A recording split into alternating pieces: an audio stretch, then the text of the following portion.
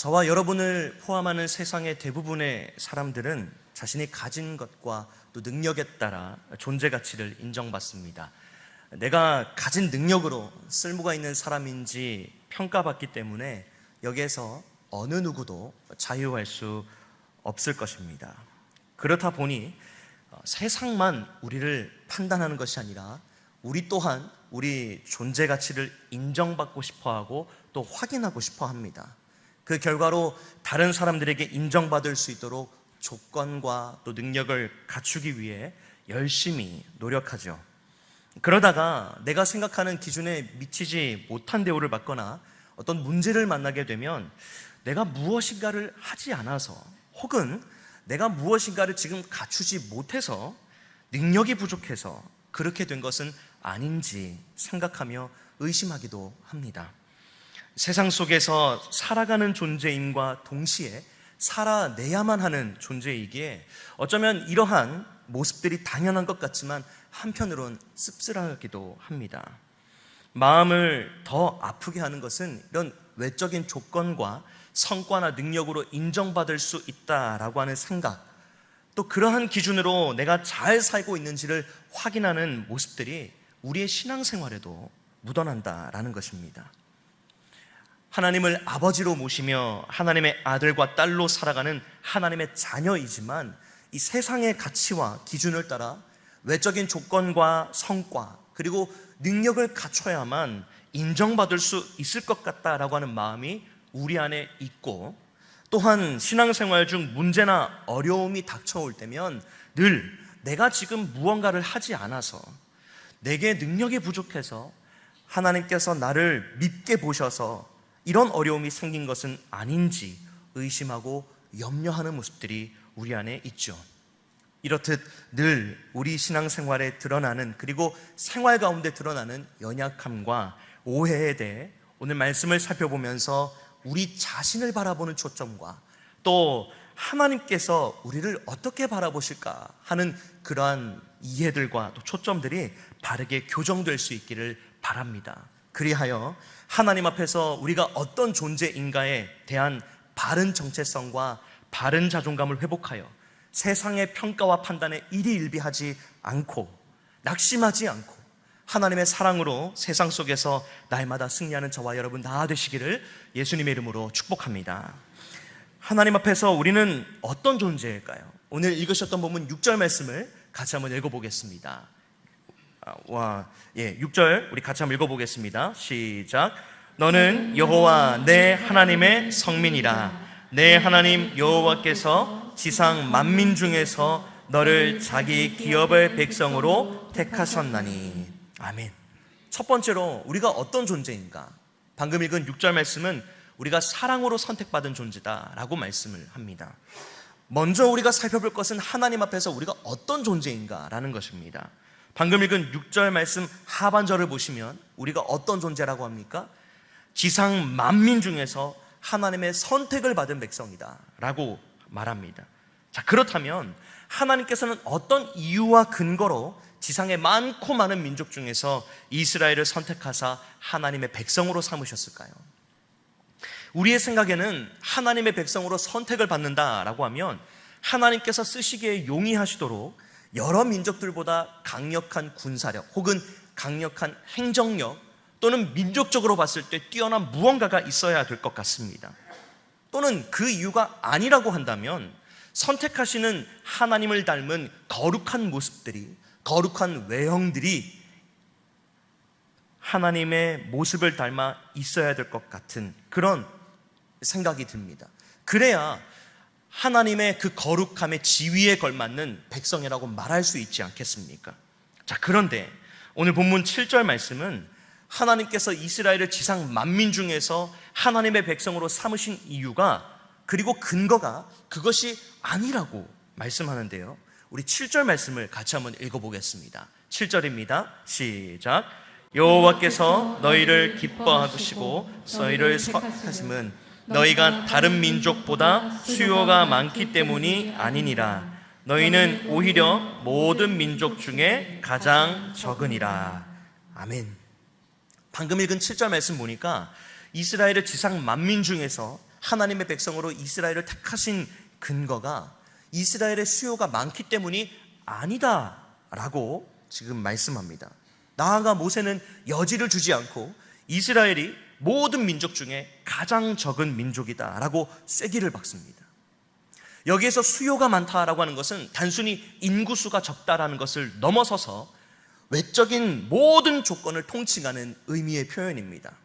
그러니 무슨 말입니까? 하나님께서 이스라엘을 자기 백성으로 삼으시는 것은 이스라엘의 외적인 조건과는 아무런 관련이 없다라는 것입니다. 실로 그러하지요. 외적인 조건으로만 보면 이스라엘에게 내세울 만한 모습들이 한 부분도 없습니다. 앞서 언급했던 그들의 군사력 혹은 국가 권력, 국가의 힘을 예로 들어보면 어떨까요? 이스라엘은 출애굽 이후 오늘 이 신명기 말씀을 받는 데에 이르기까지 여러 민족들과 전쟁을 치르면서 거의 대부분 수적으로 보나 군사력으로 보나 열세의 싸움을 해왔습니다. 그러나 그럼에도 불구하고 완전히 멸망할 만큼 패배한 적 한 번도 없고 오히려 대다수 거의 대부분 승리를 거두었죠. 외적인 조건의 또 다른 예로 거룩함을 들어보면 어떨까요? 이스라엘이 하나님의 백성이 될 만한 거룩함을 갖추고 있었을까요? 아닙니다. 전혀 없죠. 출애굽 이후의 행보만 생각해 보더라도 이스라엘에게 하나님을 닮은 거룩함은 찾아볼 수가 없습니다. 홍해와 애굽 군대에 에워싸여 있었을 때 표면적으로는 이스라엘 백성들이 이 모세를 원망하는 것 같았으나 그 안에는 누구를 향한 원망과 불평이 있었습니까? 바로 그들을 애굽에서 인도하여 내신 여호와 하나님을 향한 원망과 불평이 가득했죠. 나아가 모세가 시내산에서 하나님을 만나 십계명을 받을 때에는 자신들의 눈에 하나님이 보이지 않는다며 금을 모아 금송아지 신상을 만들어 그 신상 앞에 절하고 경배했던 그런 영적으로 더러운 민족, 죄악을 범한 민족이 바로 이스라엘 아닙니까? 광야에서는 어땠습니까? 마실 물이 없어서 하나님을 원망했던 무리바 사건이나 먹을 것이 없고 고기가 먹고 싶다고 하나님을 원망했던 만나와 메추라기 사건, 그리고 하나님을 원망했던 일들이 부지기수였죠. 이런 이스라엘에게 하나님을 닮은 거룩함은 찾아볼래야 찾아볼 수가 없습니다.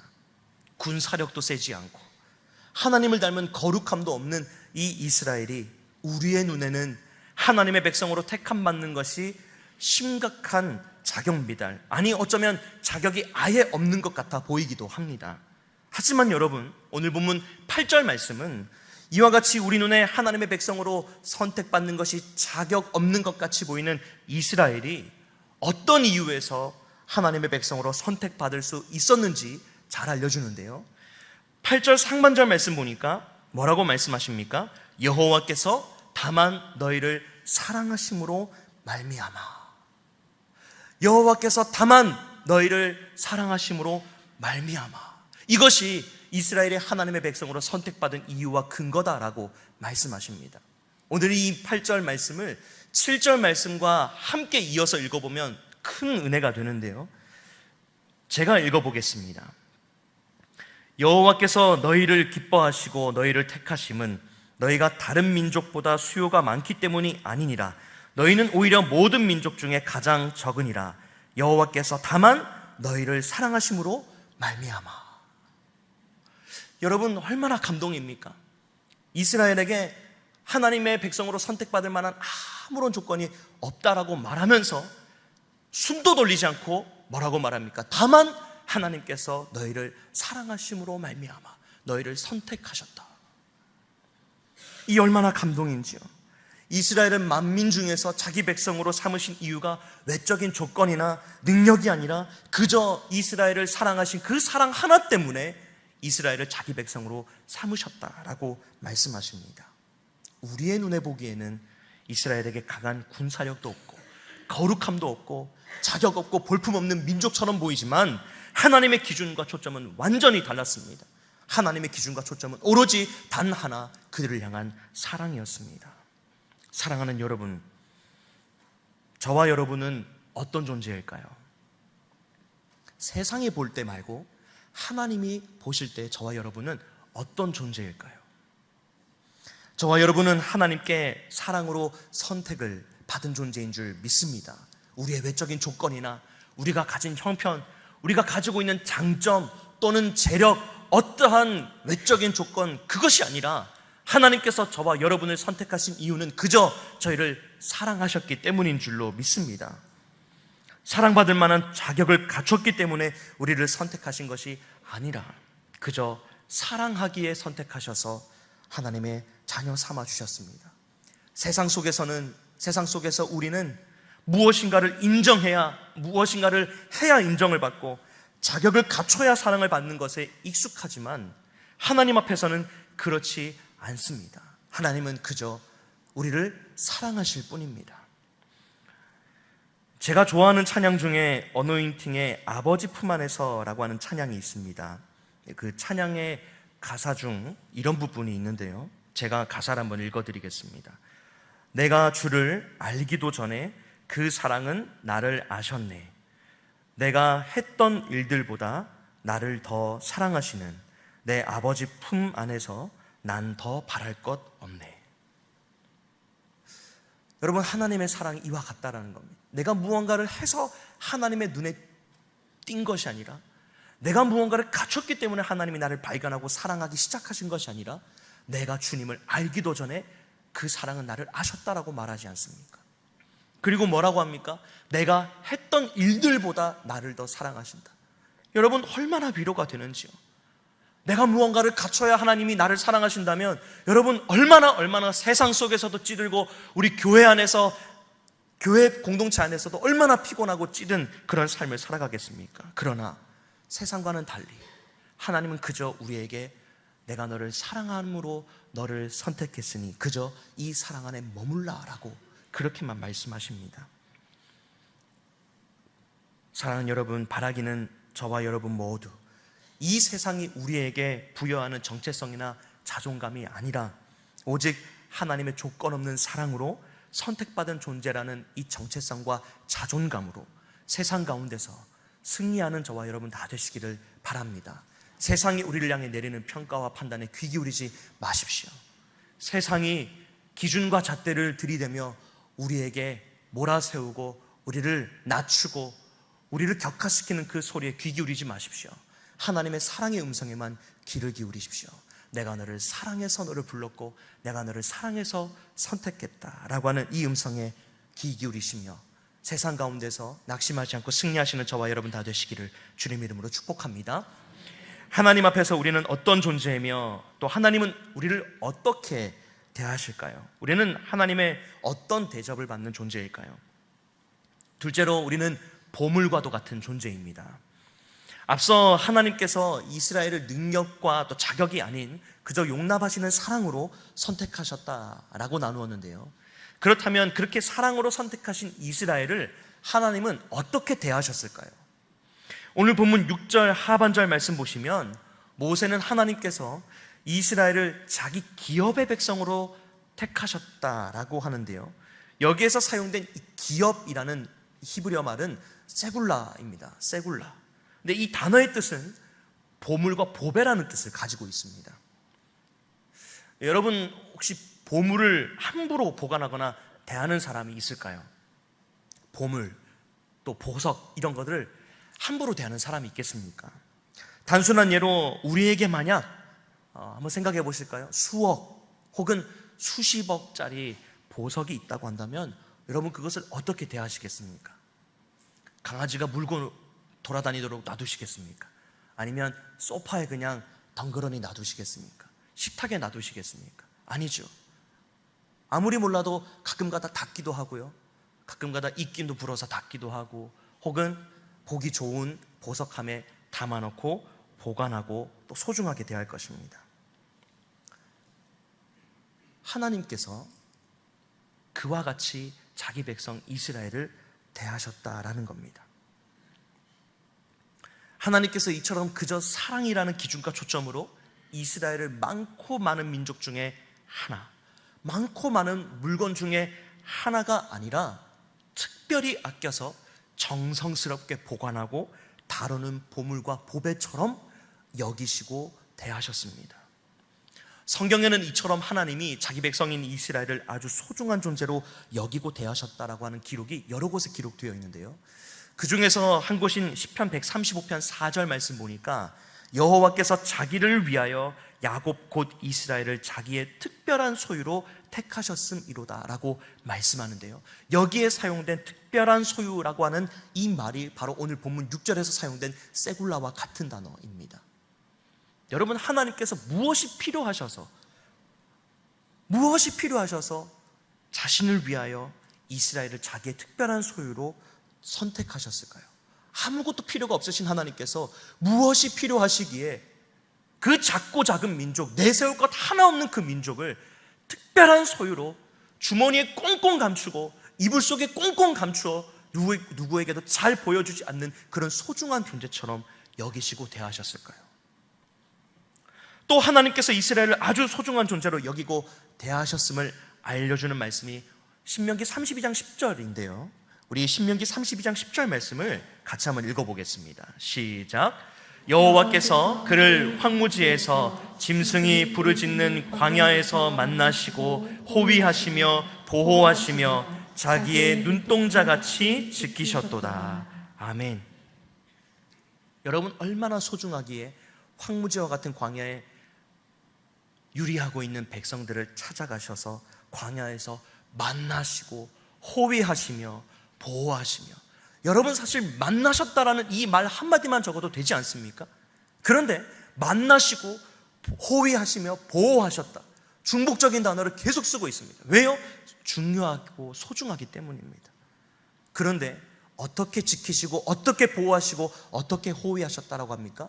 그들을 어떤 존재로 여기시고요? 눈동자와 같이 여기시고 그들을 눈동자처럼 지키시고 눈동자를 보호하는 것처럼 호위하시고 그렇게 보호하셨다라고 말씀을 합니다. 여러분, 눈동자 얼마나 중요합니까? 우리 몸에서 눈이 얼마나 중요한가요? 눈에 뭔가 들어오기라도 한다면 우리 몸은 아주 쏜살같이 반응하죠. 빛의 속도로 반응합니다.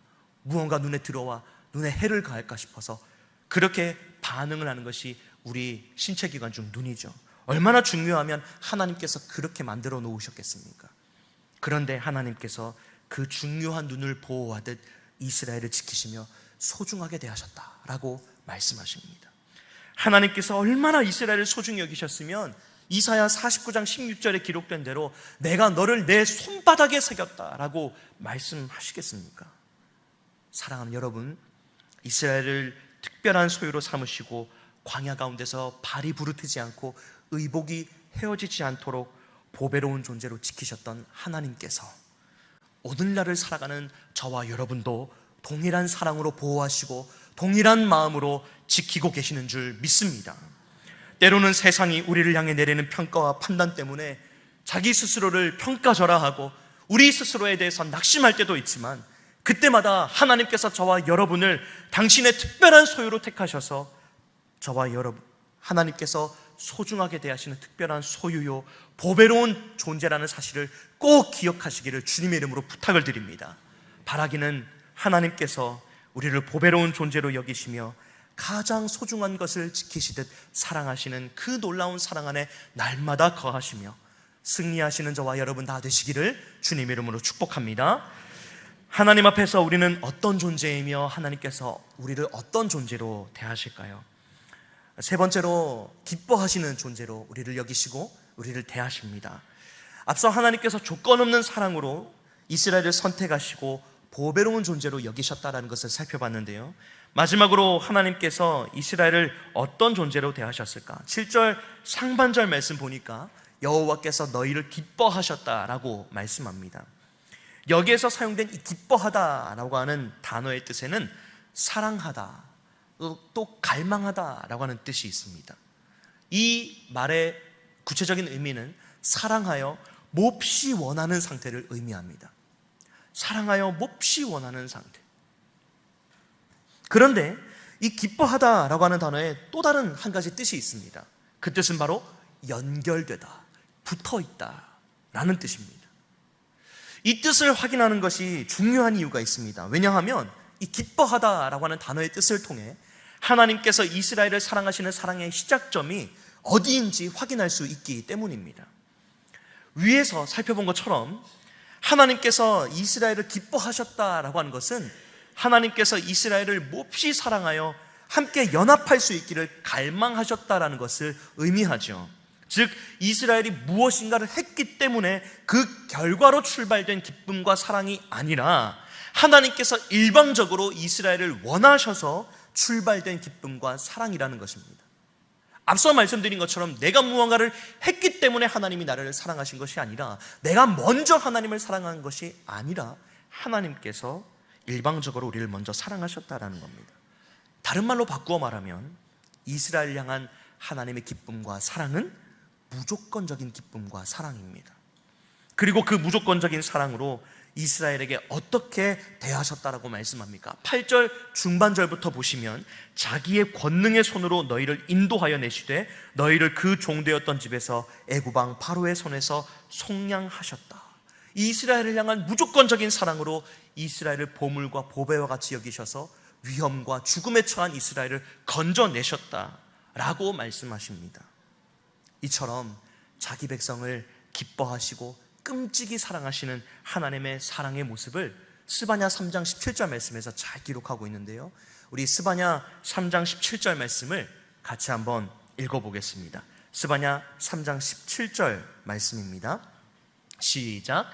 너의 하나님 여호와가 너의 가운데 계시니 그는 구원을 베푸실 전능자이시라. 그가 너로 말미암아 기쁨을 이기지 못하시며 너를 산산히 사랑하시며 너로 말미암아 즐거이 부르며 기뻐하시리라 하리라. 아멘. 방금 읽은 스바냐 3장 17절에서 뭐라고 말씀합니까? 전능자이신 여호와 하나님께서 이스라엘 때문에 기쁨을 주체하지 못하시며 이스라엘을 보시고 기쁨의 가장 적극적인 반응인 노래를 하시며 기뻐하실 것이다 라고 말씀합니다.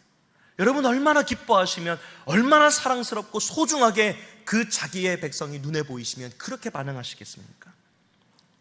사랑하는 여러분, 지금까지 살펴본 자기 백성을 보물처럼 끔찍이 아끼시고 사랑하신 하나님의 사랑이 비단 오늘 이 말씀을 처음 받았던 이스라엘 백성에게만 적용될까요? 아닙니다. 오늘 본문에 기록된 이스라엘 향한 하나님의 이 조건 없는 사랑은 저와 여러분에게도 유효한 사랑입니다. 우리의 외적인 조건을 보시거나 우리의 형편과 능력을 갖췄는지에 따라 우리를 평가하시고 사랑하시기로 결정하시는 것이 아니라 그저 저와 여러분을 세상 속에서 택하셔서 가장 소중한 보물처럼 아끼시고 소중하게 대하십니다. 그리고 그 사랑으로 오늘까지 저와 여러분을 지키고 계시는 줄 믿습니다. 때때로 인생에서 어려움과 고난을 만날 때 왠지 내가 하나님의 기준에 못 미치기 때문에, 내가 무언가를 갖추지 못했기 때문에 이런 문제와 고난이 내게 닥친 것은 아닌가 의심이 들지요. 그럴 때에 우리는 기억해야 합니다. 이스라엘을 조건 없이 사랑하시고 기뻐하셨던 하나님의 그 사랑이 오늘날을 살아가는 저와 여러분에게 여전히 똑같이 유효하다라고 하는 것을 말입니다. 여러분, 어디서 그 조건 없는 사랑에 대해 믿을 수 있는 근거를 발견할 수 있을까요? 우리 로마서 5장 8절과 10절에서 우리가 그 약속과 그 말씀을 믿을 수 있는 이유와 근거를 분명하게 제시해 주는데요, 우리 먼저 로마서 5장 8절 말씀을 같이 한번 읽어보겠습니다. 시작. 우리가 아직 죄인 되었을 때에 그리스도께서 우리를 위하여 죽으심으로 하나님께서 우리에 대한 자기의 사랑을 확증하셨느니라. 아멘. 8절 말씀 보니까 하나님께서 우리에 대한 자신의 사랑을 드러내어 확증하신 때가 언제라고 합니까? 우리가 죄인의 모습을 벗었을 때요? 아니면 우리가 하나님께서 제시하신 거룩한 상태를 다 갖췄을 때, 혹은 우리의 재력이 뛰어나고 우리가 명예로 높은 자리까지 올라갔을 때, 그때 우리를 사랑하셨다라고 하십니까? 아닙니다. 언제요? 우리가 아직도 죄인의 자리에 있을 그때에 하나님께서 우리를 사랑하셨다, 그 사랑을 확증하셨다라고 말씀합니다. 우리가 구원과 또 사랑을 받기에 합당한 아무런 조건을 갖추지 못한 죄인 된 그때 이미 하나님께서는 그리스도를 통하여 저와 여러분을 향한 구원의 계획과 사랑을 확증하시고, 내가 너를 이만큼 사랑한다, 내가 너를 아무런 조건 없이 내 아들을 그냥 내어줄 만큼 내가 너를 사랑한다 라고 하셨다라는 것입니다. 여기에는 나의 공로와 나의 노력이 조금도 개입되지 않았습니다. 여러분, 그렇다면 10절은 어떨까요? 10절은 8절 말씀에 한술 더 뜨는 것처럼 보입니다. 우리 10절 말씀도 보니까 여기에서도 하나님의 사랑이 언제 나타났다라고 말씀합니까? 죄인됨을 넘어서서 우리가 아직 원수 되었을 때, 하나님과 원수 관계에 놓여 있었을 때 이미 하나님께서 우리를 향한 사랑을 확증해 주셔서 우리가 마침내 그 결과로 하나님과 함께 화목함을 누리게 되었다라고 말씀해 주지 않으십니까? 여러분, 아까 신명기 본문을 살펴볼 때 하나님께서 우리를 기뻐하신다라고 했을 때, 기뻐하다라고 하는 단어에 붙어있다라고 하는 단어가 의미가 있다고 말씀을 드렸는데요, 방금 읽었던 로마서 5장 10절 말씀에 끝에 보면 우리가 하나님께 받은 그 사랑의 결과로 화목하게 되었다라고 했는데, 이 화목하다라고 하는 단어의 뜻에도 이 연결되다 붙어있다라고 하는 일맥의 단어인 화합하다라고 하는 단어가 의미가 있습니다. 즉 구약에서뿐만 아니라 신약을 통해서도 우리와 함께 하고 싶어 하시는 하나님의 조건 없는 사랑이 변함이 없이 이루어졌고 지금도 이루어지고 있다라고 하는 것을 이 로마서 말씀에서 우리에게 확증해 주는 겁니다. 여러분, 이 사랑이 우리에게 어떻게 나타난 바 되었습니까? 바로 임마누엘, 내가 너와 함께 하겠다라고 하셨던 그 구약의 약속을 이루시기 위해 이 땅에 오신 예수님을 통해 이루신 임마누엘의 역사로 하나님께서 오늘도 저와 여러분에게 증거를 내밀어 보이시며 내가 너를 이만큼 사랑했고 지금도 그 사랑으로 너를 사랑하고 있다라고 우리에게 확증해 주시는 겁니다. 오늘 본문 신명기 7장 9절에서 하나님께서는 이러한 사랑을 때로는 의심하고 때로는 확인받고 싶어하는 저와 여러분에게 단호한 권면과 함께 분명한 약속의 말씀을 주십니다. 우리 9절 말씀도 같이 한번 읽어보겠습니다. 9절입니다. 시작. 그런즉 너는 알라, 오직 내 하나님 여호와는 하나님이시요 신실하신 하나님이시라. 그를 사랑하고 그의 계명을 지키는 자에게는 천대까지 그의 언약을 이행하시며 인애를 베푸시되. 아멘.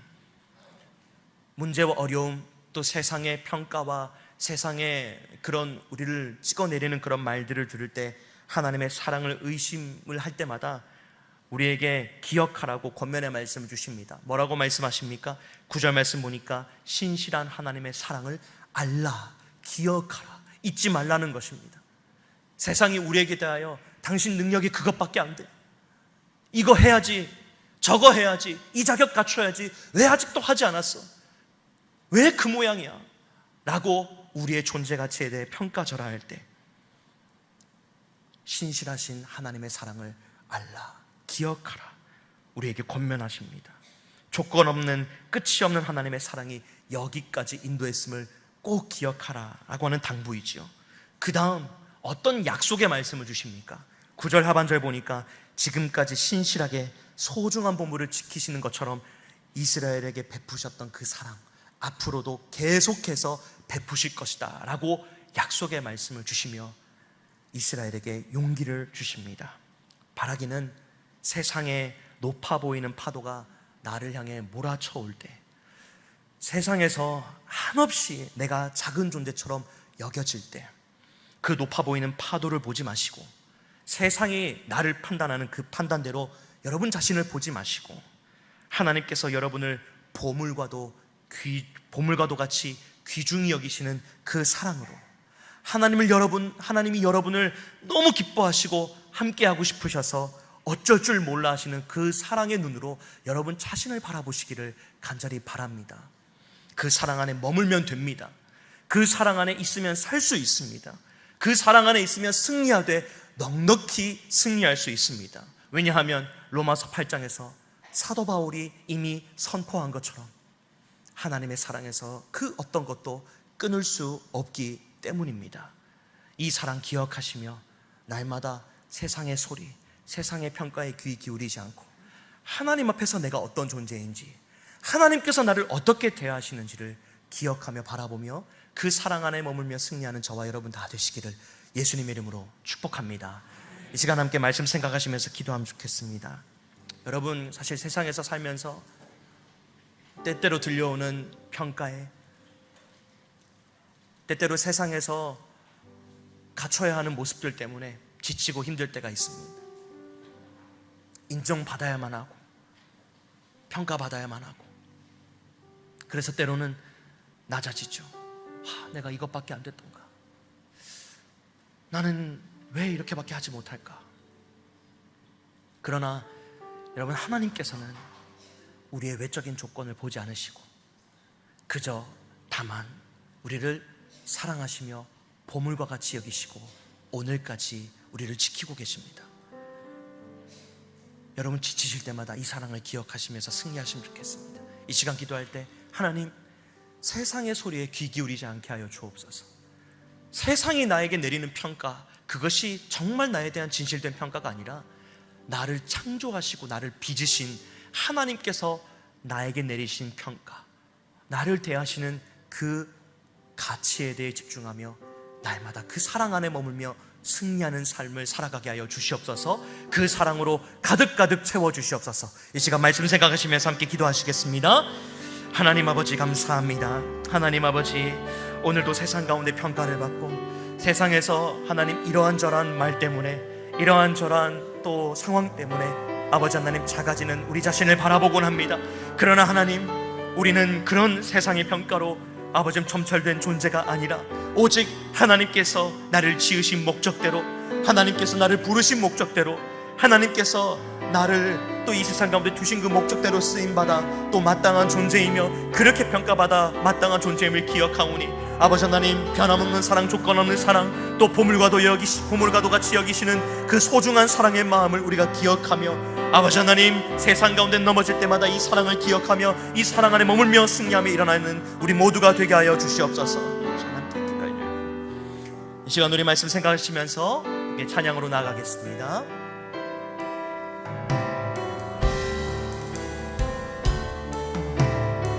십자가 그 사랑,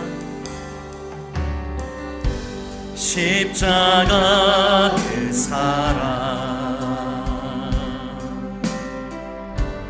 멀리 떠나서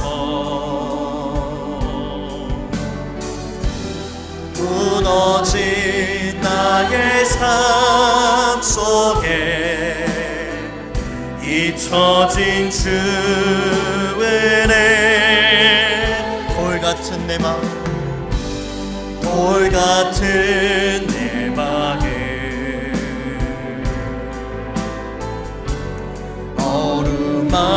어루만지사 다시 일으켜 세우신 주를 사랑합니다. 주 나를 보호하시고 날 붙드시리. 나는 보배롭고 존귀한 주님의 자녀라.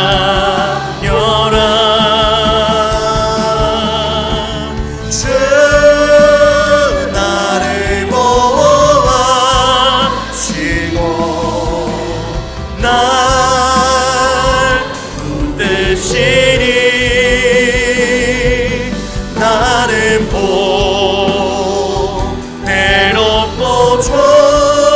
존귀한. 우리 2절 고백하실 때 다 자리에 일어나셔서 함께 고백하겠습니다. 지나간 일들을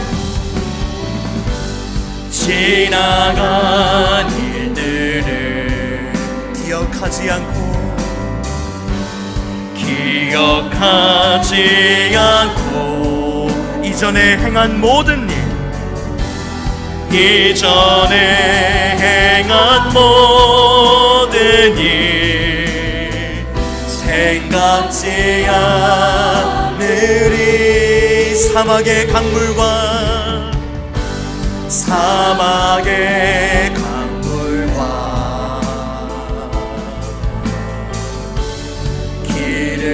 이제 하나님께서 우리 안에 새 일을 행하실 줄 믿습니다.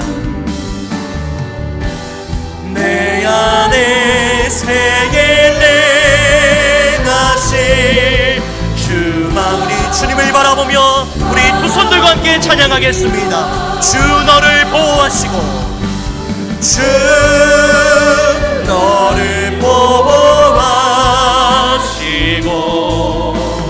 널 붙드시리. 너는 보배롭고 존귀한 주님의 자녀라.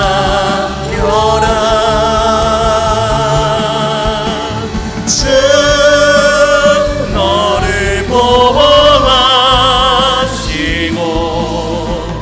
널 붙드시리. 너는 보배롭고 존귀한 주의 자녀라.